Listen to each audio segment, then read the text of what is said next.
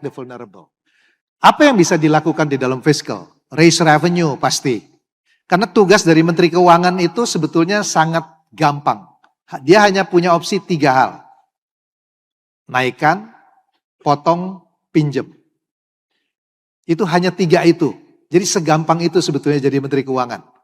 Hanya menaikkan, potong atau pinjem. Nggak ada opsi lain.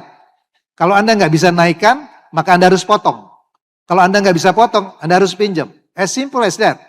Ini balance sheet nggak bisa diapa-apain. Ya.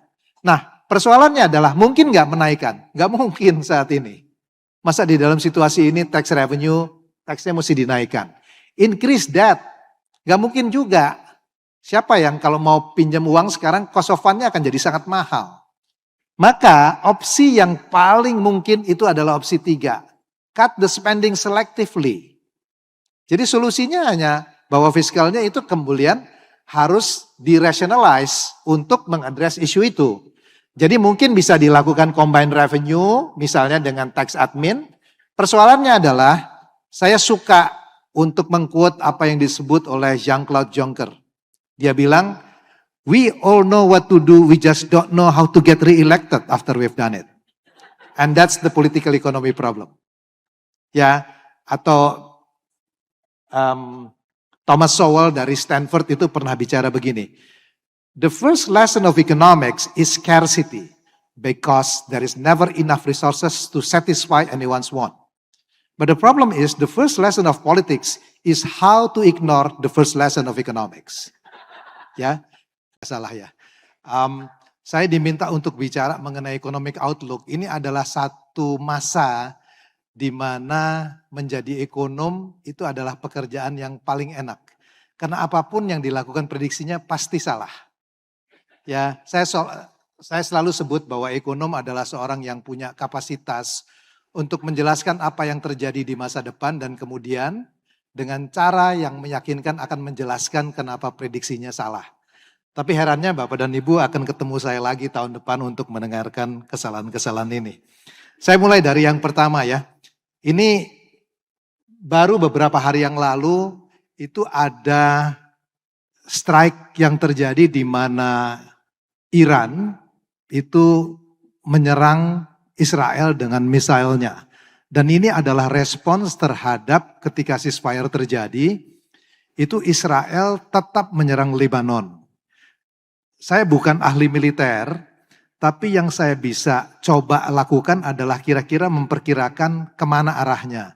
Itu ada satu orang ekonom di Kennedy School, sekolahnya Bu Stella dulu di Harvard, namanya Thomas Schelling, yang mengatakan bahwa kalau kita mau menganalisa perang, itu akan sangat tergantung, perang itu akan berakhir ketika cost untuk melanjutkan perang itu terlalu mahal.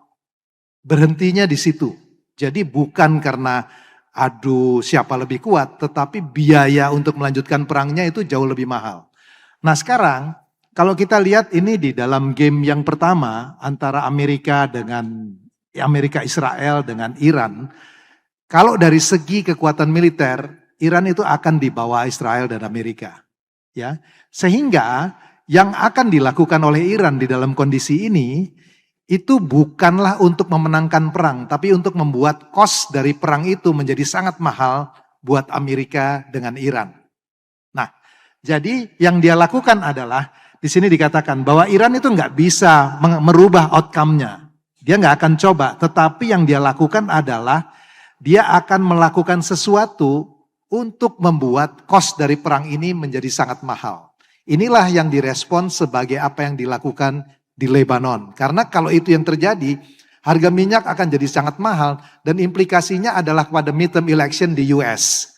Nah, kalau kita lihat di dalam game ini, seandainya Israel itu, ini bacanya, I promise to speak in a human language ya. Saya janji untuk bicara di dalam bahasa manusia biasa. Jadi kalau Israel itu tetap perang, dan sementara Amerika itu membiarkan, maka yang terjadi adalah oil shock. Harga minyaknya naik, inflasi di Amerika sudah 3,8%, sekarang harga bensin per galon itu 4-5 dolar. Amerika nggak akan ambil ini. Karena apa? Ada midterm election di bulan November. Kalau itu terjadi, Partai Republik itu akan bisa kalah. Sehingga opsi Amerika kalau Israel itu keeps fighting, dia pilihannya adalah dia akan mencegah supaya Israel berhenti. Itu sebabnya Trump mengatakan calm down. Karena dia punya kepentingan di Amerika bahwa midterm electionnya akan terganggu. Tapi kalau ini yang akan terjadi, maka akan ada tension. Karena Israel dia bilang readiness for powerful force to attack Iran. Nah, seandainya Israel itu eases off, kemudian itu nggak akan terjadi. Tapi Israel tidak akan berhenti.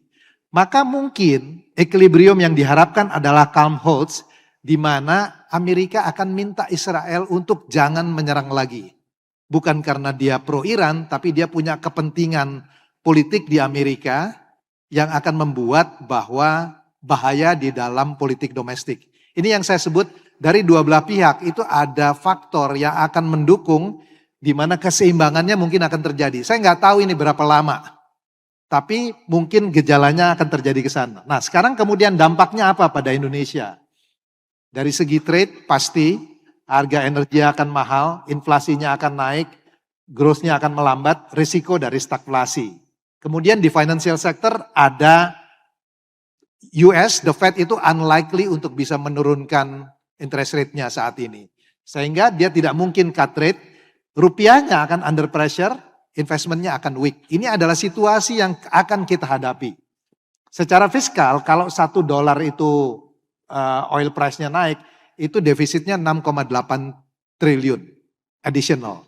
Jadi kalau dia sekarang di 100, asumsi di APBN 70, $30, 30 dikalikan 6,8, sekitar 250 triliun tambahannya. Ya. Nah, ini kira-kira sehingga defisitnya akan naik.